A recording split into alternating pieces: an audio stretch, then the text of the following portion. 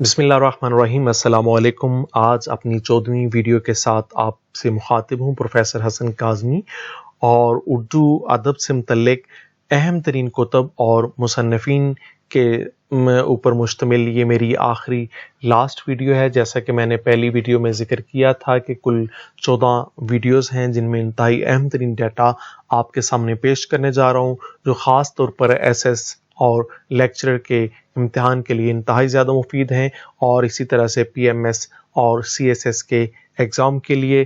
تو یہ ویڈیو جیسا کہ آپ دیکھ رہے ہیں جنوبی ایشیا کی مسلم تہذیب اور فکر کا مطالعہ، اس سے متعلق ہمارا پہلا سوال ہے آب کوثر۔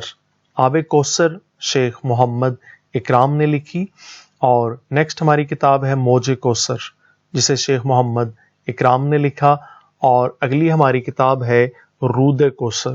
رود کوثر بھی شیخ محمد اکرام نے لکھی۔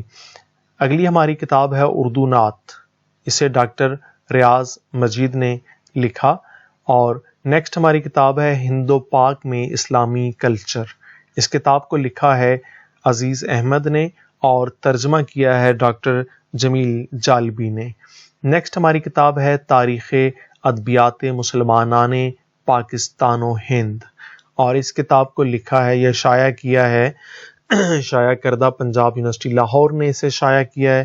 تو پنجاب یونیورسٹی جب شائع کرتی ہے تو کسی خاص مصنف کا نام کتاب کے اوپر نہیں آتا۔ اسی کے ساتھ آپ سے اجازت چاہوں گا۔ اللہ حافظ، فی امان اللہ۔